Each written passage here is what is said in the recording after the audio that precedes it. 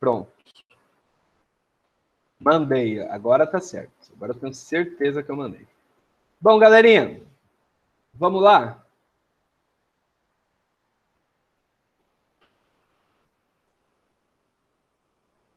Agora eu mandei, Rafa. Tá tudo certinho. Eu dei uma ajeitada ali. Acertei os nomes.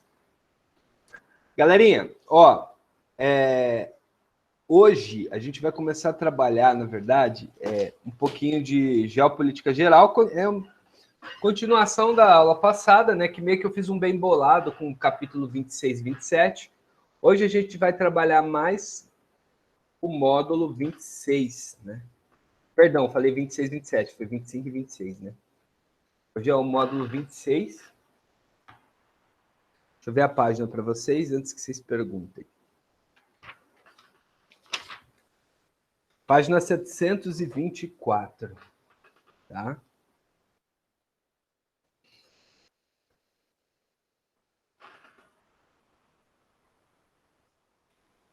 Bom, galerinha, qual é o nosso objetivo da aula de hoje, dessa semana, na verdade?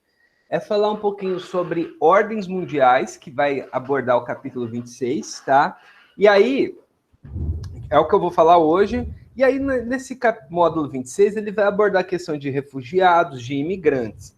Só que a gente já trabalhou a questão migratória e a questão de refugiados em outro momento. A gente já trabalhou isso lá em população. Estão lembrados? Ali, meio do ano, bem no meio do ano, né? No final do primeiro semestre e começo do segundo. Então, a gente vai fazer essa parte aqui mais a partir de exercícios. Então, o módulo 26 eu vou dar essa aula, vou usar o slide aqui, e depois a gente só vai fazer exercícios, e a partir dos exercícios a gente vai matando e tirando as dúvidas. Beleza? Que eu acho mais interessante fazer assim. Alguma pergunta? Tá tranquilo?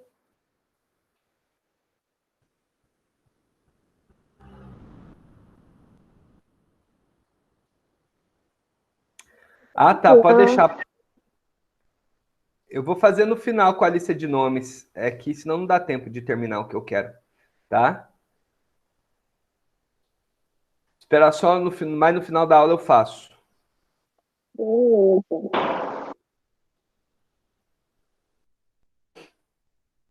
Então, galerinha, então bora lá. Então, para começar a aula de hoje, eu coloquei aqui nesse slide, tira foto, bate um print aí, né? Faz aí, ou sei lá, ou escreve. Eu sugiro você tirar uma foto, um print, que são os exercícios da apostila aí que vocês precisam deixar em dia, né? Tem as datas e os exercícios correspondentes, tá? Até sexta-feira que vem, né? Até o dia 30. Bom, agora, vamos lá. Aula passada, a gente parou falando ali de algumas relações comerciais do Brasil, né? Algumas relações comerciais. E aí, ficou faltando eu falar da relação Brasil-China, Brasil-Estados Unidos e dar uma comentada sobre a relação Brasil e África, que eu acho importante destacar. Então, eu vou começar a aula de hoje falando sobre isso, tá? Principalmente Brasil e China e Brasil e Estados Unidos. Bom, para começar, dá uma olhadinha na balança comercial do Brasil com a China até 2018, tá? Ó, o verde são exportações, né? Ou seja, o que você vende para fora. O azul é o que você importa. E o roxo é a balança comercial, é o que sobra. A gente estudou a balança comercial já lá atrás, né? Então, o que você observa? A balança comercial do Brasil com a China, ela é superavitária, ou seja, ela está acima de zero sequencialmente desde o fim ali da crise de 2008. Ó. A crise de 2008, a crise global lá nos Estados Unidos e Europa, ficou positivo o saldo da balança com a China. Ficou positivo, positivo, positivo. E olha o que aconteceu. Explodiu, né? Explodiu. E antes de 2008, o saldo era próximo a zero até no começo do século XXI e positivo, mas pouca coisa. Então, o que a gente observa de forma geral ali em 2009 até 2014, um aumento muito acentuado da negociação com a China, de negócios feitos com a China, tá? Isso quer dizer o seguinte, isso quer dizer que o Brasil tem com a China uma relação de parceria comercial bastante importante e de bastante dependência, né? Então, ó, por que a China passou a comprar tanta coisa do Brasil? Demanda por produtos primários. Então, o que a China mais compra do Brasil? Ou seja, o que o Brasil mais exporta para a China?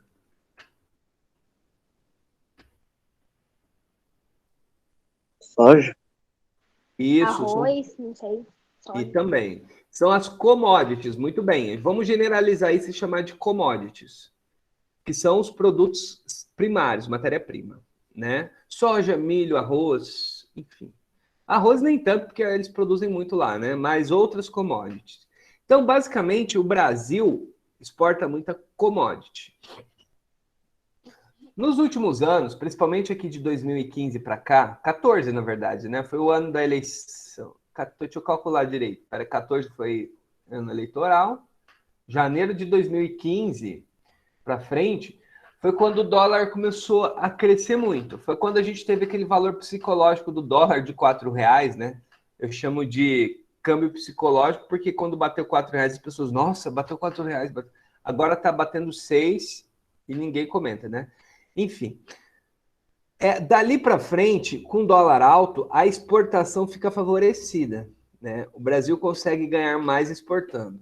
Quer dizer, o Brasil não, vamos aos termos corretos. Os exportadores de commodities. Porque quem exporta commodity, na verdade, acaba concentrando muita riqueza.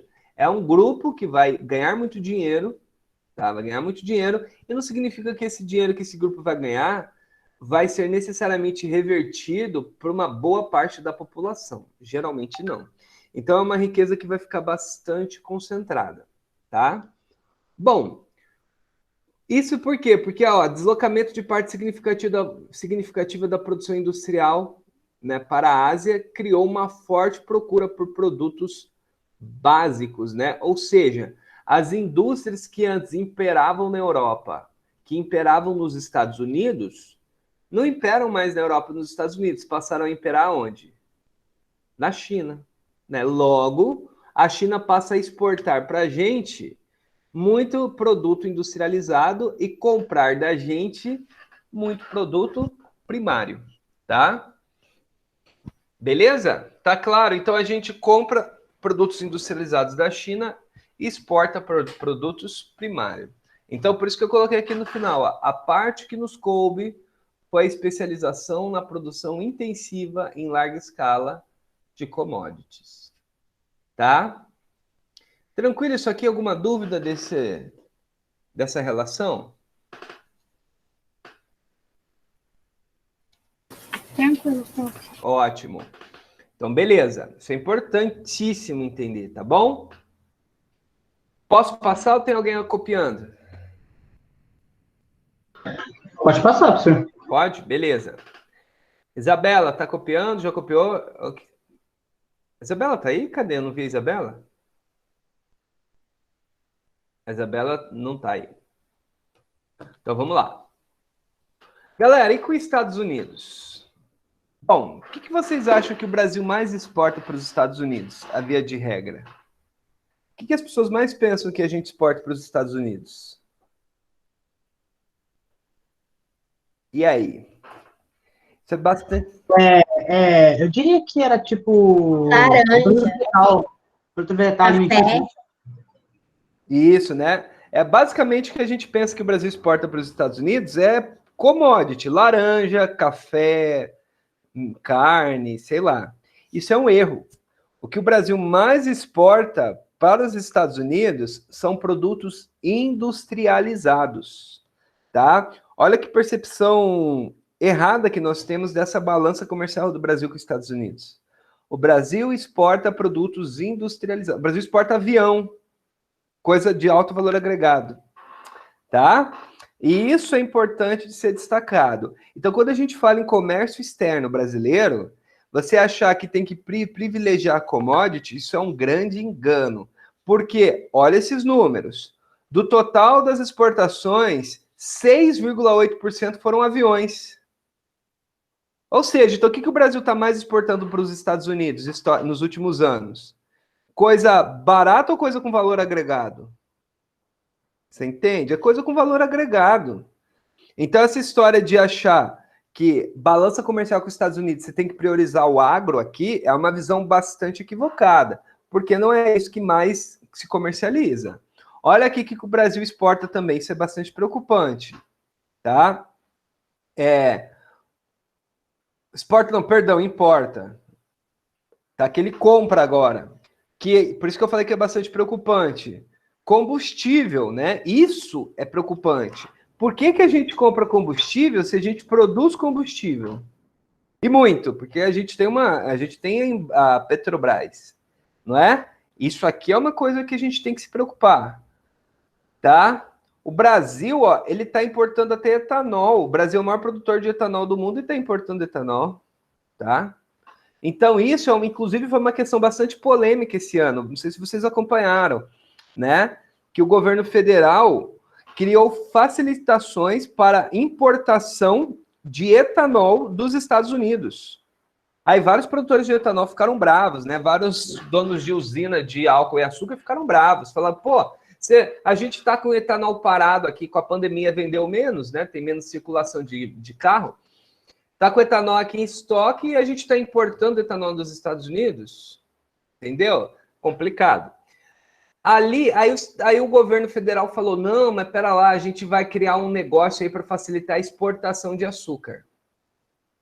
Só que olha aí, exportação de açúcar, os Estados Unidos também produz muito. Então fica uma condição meio estranha, né? Será que os Estados Unidos vai se abrir para aceitar açúcar brasileiro, sendo que eles produzem bastante lá? Fala para mim. Ainda mais em ano eleitoral? Você entende?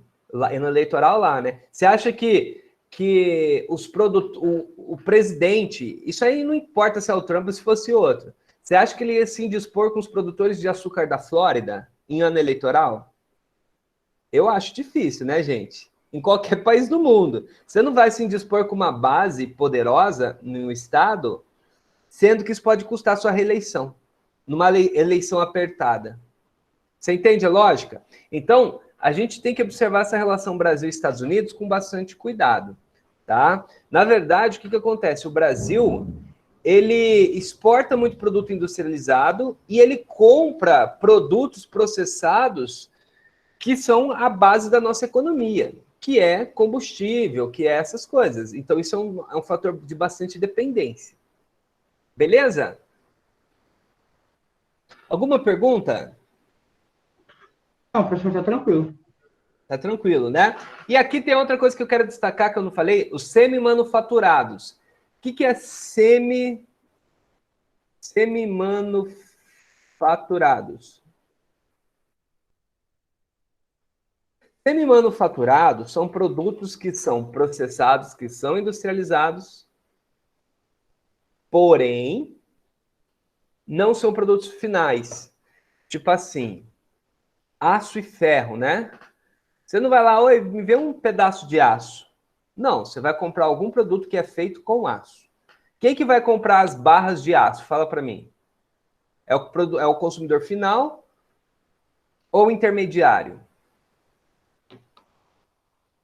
Quem que vai comprar o ferro, o aço? O intermediário, não é? Então, por isso que a gente chama de semi-manufaturados. E o aço é uma coisa bastante importante para a nossa economia. Alumínio também, né? Esqueci até de pôr aí, mas o alumínio também. E os Estados Unidos está dificultando bastante a exportação desses produtos para lá. Então, para o Brasil colocar o aço nos Estados Unidos, o alumínio no mercado americano, está bem difícil. Vocês entendem? Isso é bastante curioso. Então, os Estados Unidos está dificultando muito a entrada de produto brasileiro lá, de produtos que geram mais lucro para o Brasil, com a promessa de facilitar produtos que dão menos lucro. Entende? Então, isso é uma situação bastante delicada, né? Por isso que não é legal você ficar dependendo de comercializar com uma potência tão grande quanto os Estados Unidos. Porque você sempre vai estar, comendo no jogo, na mão deles, jogando o jogo deles. Beleza? Por isso que é legal você estar lá com a China, com os Estados Unidos, mas tem uma Argentina, tem um continente africano, né? Ter uma Ásia, enfim, ter multi-comercializações. E aqui, para exemplificar isso, eu trouxe esse outro panorama, que é o Brasil e a África, tá? Olha que interessante essa relação. Eu duvido que vocês costumam pensar nesse comércio do Brasil com a África. A África, lembrando que é um continente, né? Eu faço questão de lembrar, porque tem gente que fala África pensando no país, né? Então vamos lembrar que a África são 54 países. Quais são os principais parceiros do Brasil por lá? Ó, Namíbia, Libéria, tá? Angola, Moçambique, Tanzânia, esses 5 aí. Beleza? Olha que interessante. Embrapa, o que é a Embrapa? Quem sabe para que serve e o que a Embrapa faz?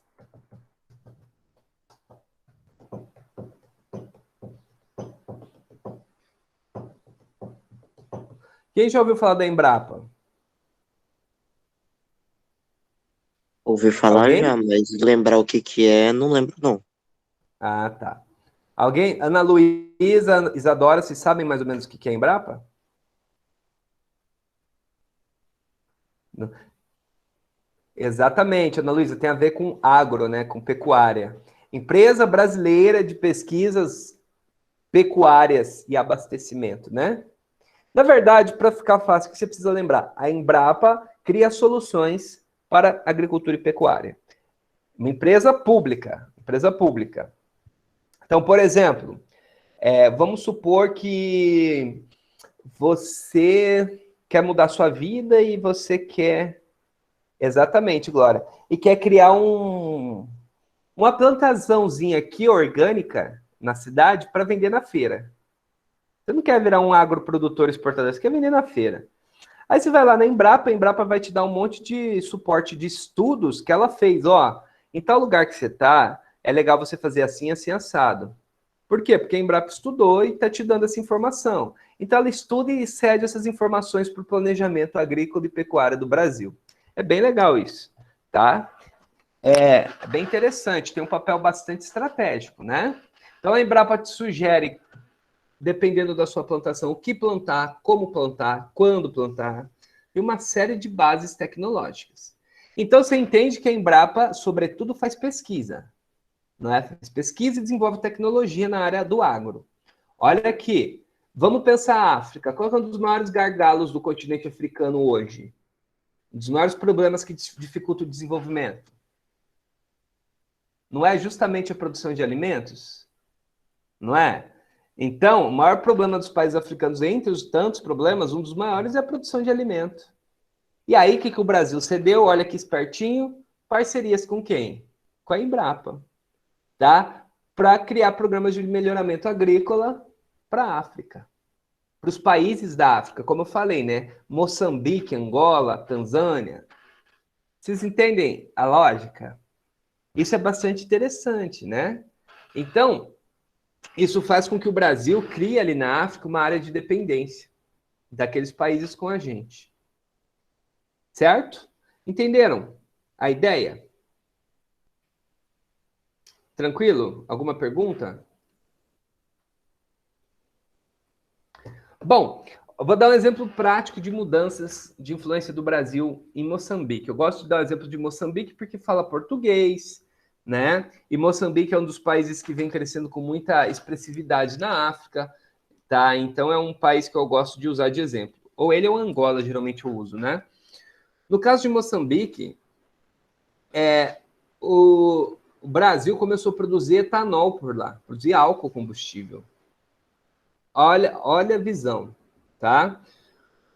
O Brasil chegou e falou assim, uma empresa brasileira, né, ligado a Petrobras, inclusive, falou, ó, a gente vai modernizar essa produção aqui, vamos plantar cana de forma bem moderna, igual faz no Brasil, em alguns lugares, e vamos produzir álcool. E aí a gente vai gerar emprego, investir no seu país, em questões básicas, tá? Em contrapartida, você precisa criar leis no país que eu possa vender álcool. Entende? E qual é a função principal do álcool? Não é combustível? Se a principal função do álcool é o combustível, então aí o que o Moçambique fez? Fez uma lei que passou a ser obrigatório misturar o álcool à gasolina. Entende? Agora, se é obrigatório misturar álcool na gasolina, sempre que vender gasolina, você vai ter que estar de tabela vendendo álcool. E você entende a lógica? Igual no Brasil, né? O Brasil tem 27% do nosso gasolina, 27% é etanol, não é gasolina, né? É etanol. Tá? Então, esses tipos de conversas, de acordos, obviamente foi para favorecer empresas brasileiras, né? Então, tem gente que critica isso, acha que isso aí é manipulação de decisões do governo, enfim. O fato é que isso acontece e muito. E, alguns anos atrás, o Brasil se colocou nessa posição na África para conseguir criar áreas de influência para o país, né? Olha aqui os dados, né? Olha como que aqui foi muito alta a negociação, tá? E depois caiu. Beleza, galera? Alguma pergunta? Tá de boa?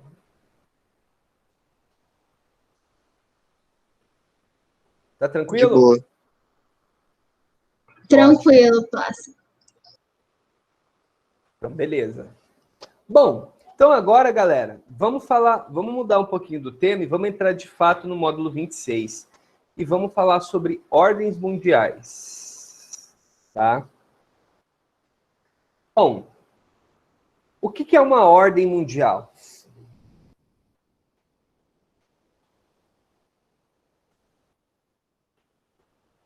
Quem pode conceituar para mim o que é uma ordem mundial? É tipo, não é meio uma coisa de lei, é tipo uma legislação que os países têm que seguir para poder manter a regulação? Quase, Alexandre. Por aí. Ordens, quase também, Ana Luísa. Tem uma coisa só que vocês dois falaram que a gente precisa só mudar. Medidas e regras que serão aplicadas em todos os países, né? Que é mais ou menos o que a Ana Luísa falou. Tem uma coisinha que tem que afinar aí. Fala, Alexandre. Baseado nos direitos humanos? Antes fosse, quem dera fosse, Alexandre. Melhor seria se fosse, mas não necessariamente. Consenso de todos. Aí estamos chegando. Tem a ver com capitalismo? Super tem. Hoje, no passado atrás, era dividido. A questão é que eu falei que vocês têm que afinar. Isso, é aí que está o ponto, Ananda. Exatamente, equilíbrio de poder. Na verdade, não são regras ou normas ou leis claras, entendeu?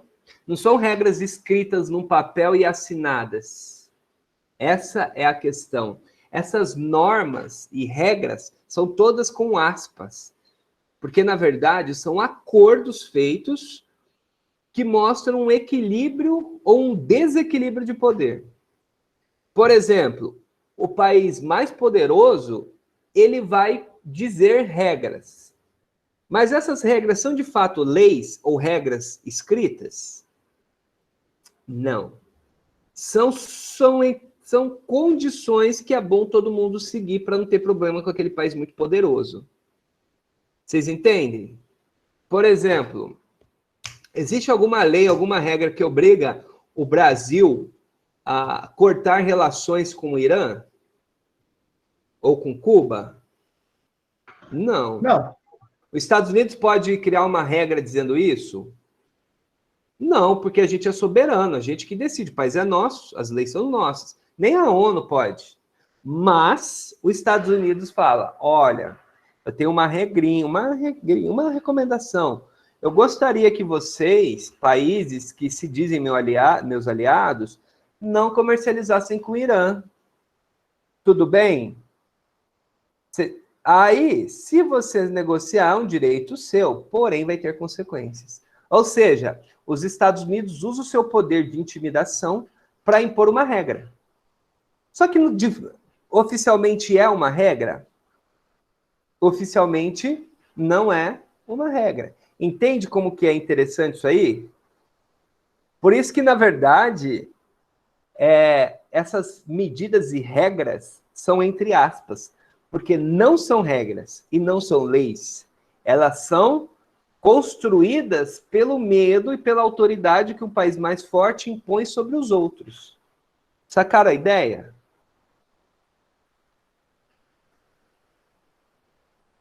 Então, eu vou colocar o conceito aqui. Ó, ordem mundial. Vou botar um conceito aqui no chat para ficar fácil para vocês entenderem. São as relações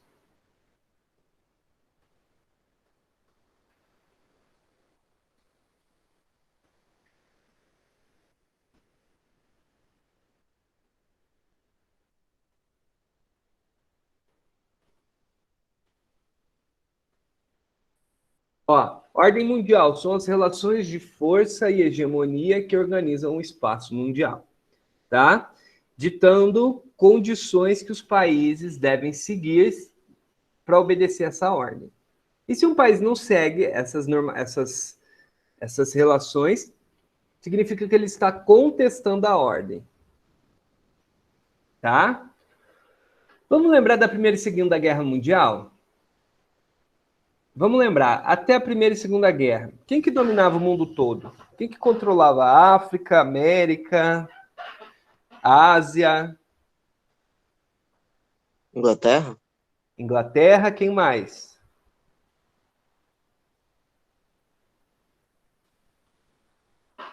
Embaixo da Inglaterra. França? França, muito bem. Muito bem, França. Quem mais? Mais a leste? O Império, que também beliscava ali no Oriente Médio e na Ásia ali. A Alemanha estava querendo, né? A Alemanha ficou meio para trás na história. Aí tava Inglaterra, França, o Império a leste ali da Europa Ocidental. A Holanda também, né? Holanda, Alemanha, só que Holanda, Alemanha, Bélgica, Espanha, Portugal, eram países que também buscavam esse controle, mas eram países mais fraquinhos, né? Eles não conseguiam bater de frente com a França e com a... União Soviética?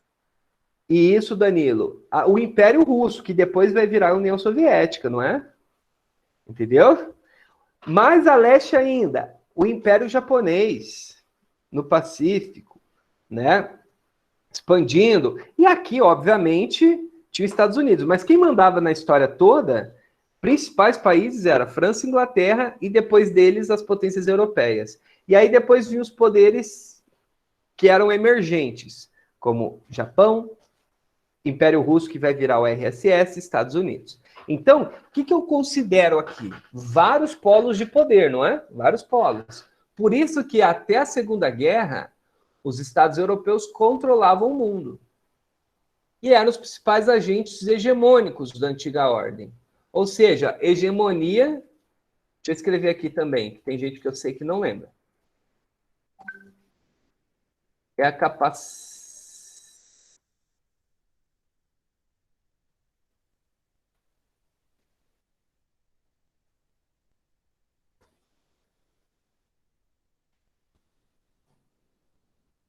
Opa.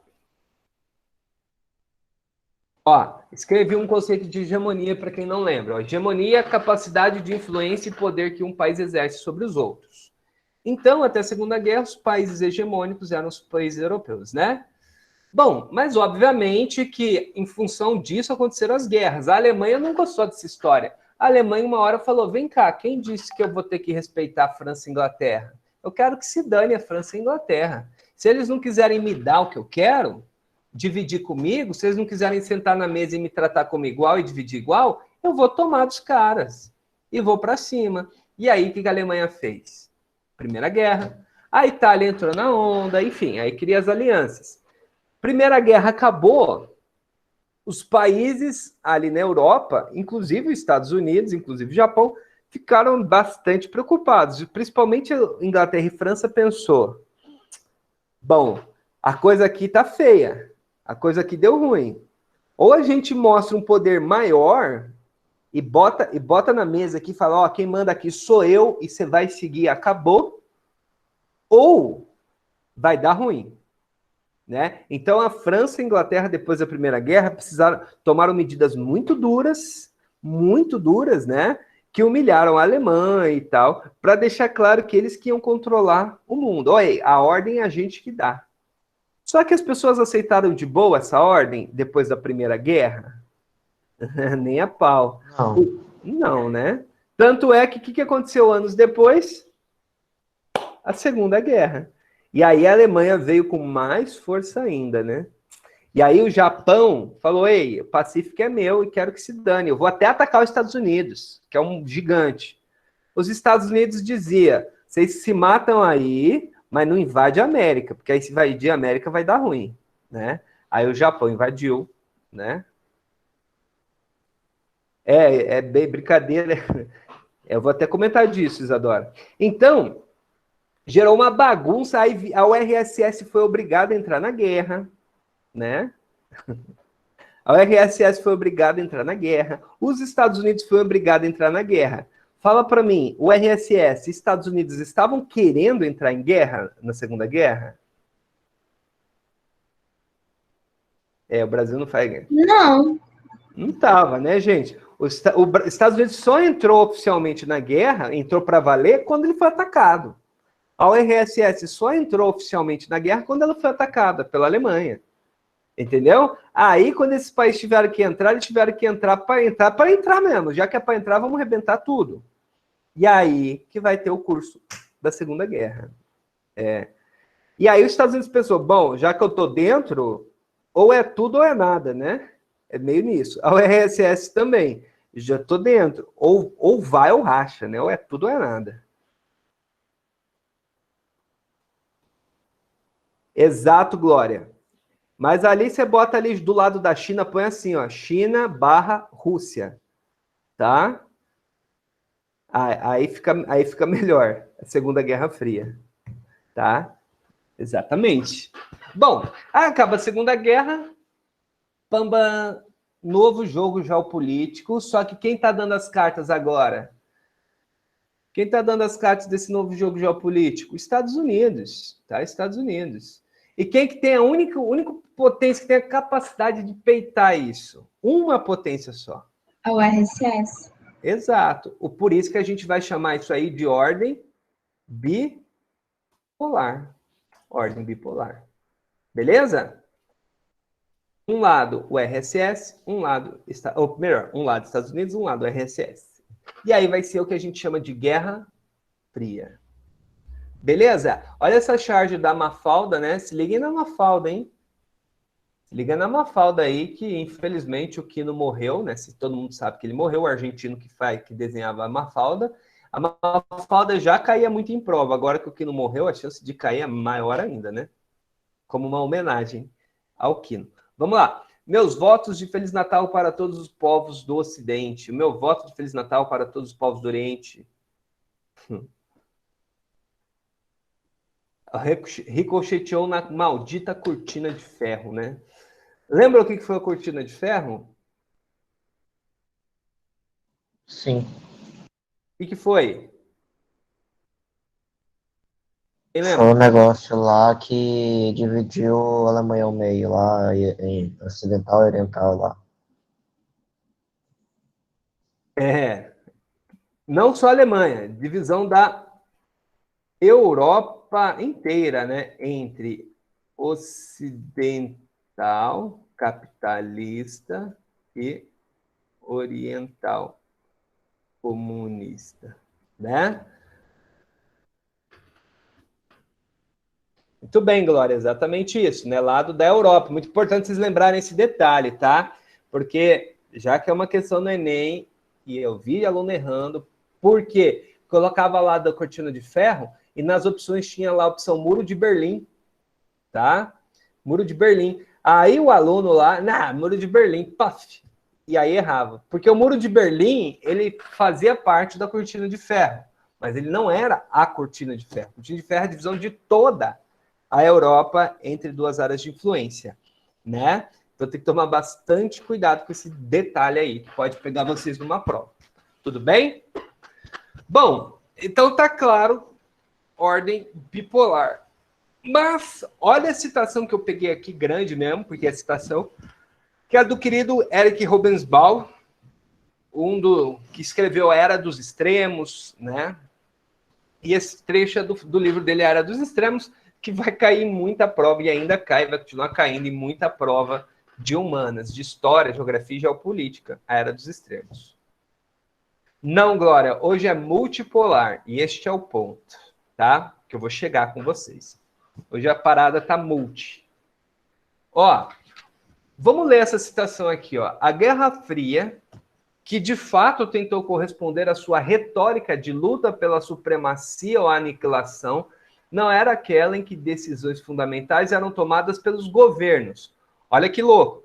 Mas a nebulosa disputa entre seus vários serviços secretos, reconhecidos e não reconhecidos, que no Ocidente produziu esse tão característico subproduto, né, da tensão internacional, a ficção da espionagem e o assassinato clandestino. Olha que massa essa citação.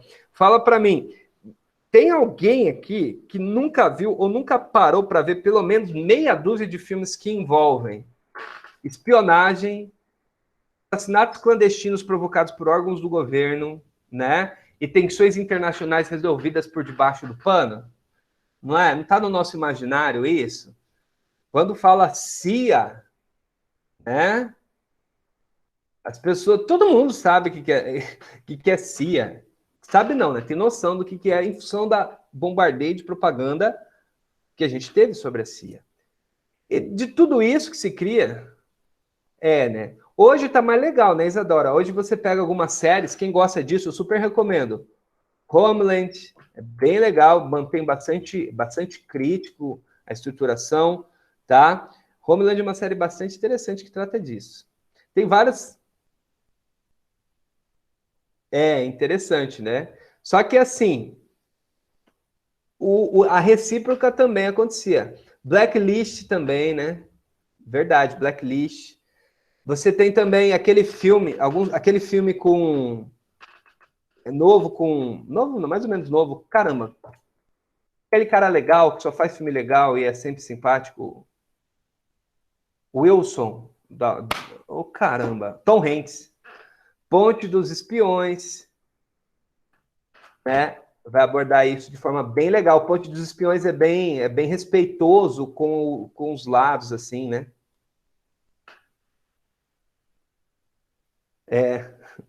Enfim, o fato é que quando o Eric Hobsbawm escreveu isso, é porque de fato acontecia uma guerra de espionagem, e de fato ainda acontece, tá?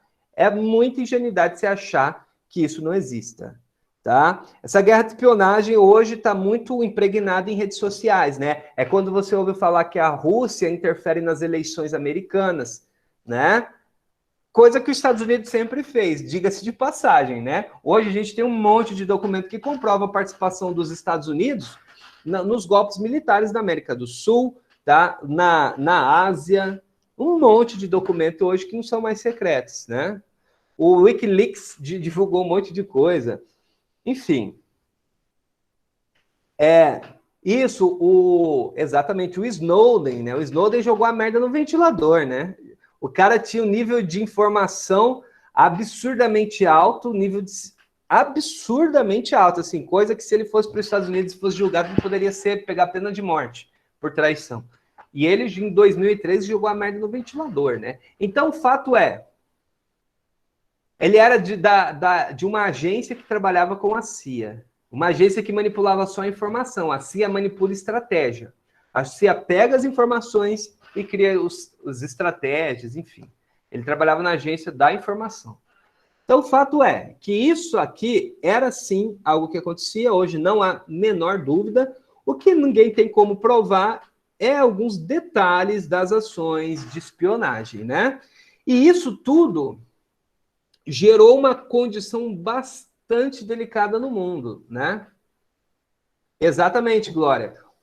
Estavam espionando o celular da Dilma, na época, e-mails de executivos da Petrobras. A Angela Merkel, os caras estavam espionando, né? É bem grave, na verdade, né? Bem grave, mas enfim.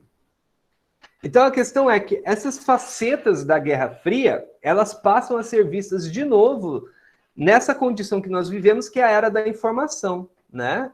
A chamada era da informação, que mais do que nunca mistura o privado com o público. Não é isso a grande sacada hoje?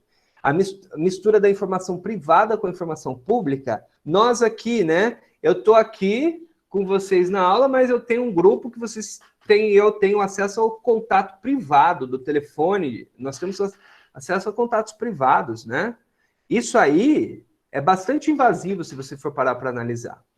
Isso é em escala global, né? Então, essa mistura do público e privado traz para a gente, na geopolítica, uma perspectiva nova, uma perspectiva onde há a condição de manipular informações e gerando isso que a Glória falou, uma nova Guerra Fria, né? Que muitos chamam de nova Guerra Fria. Só que agora não é só Estados Unidos e Rússia, é Estados Unidos, Rússia e China. Beleza, galera? E para finalizar esse último parágrafo, que é mais técnico, né? Ó, o fim da ordem bipolar, que foi em 90, trouxe dúvidas. E, gente, em ordem mundial, se tem dúvida, vai ter treta. Tá? Se eu tenho dúvida de quem está mandando no negócio, eu vou querer mandar também. E se eu quero mandar, você quer mandar. Aí o outro também quer mandar.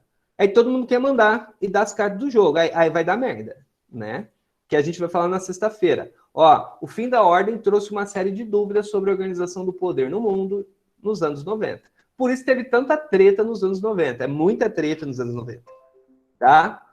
A queda do modelo soviético, né, e, obviamente, do socialismo real, né, trouxe a sensação de vitória do capitalismo.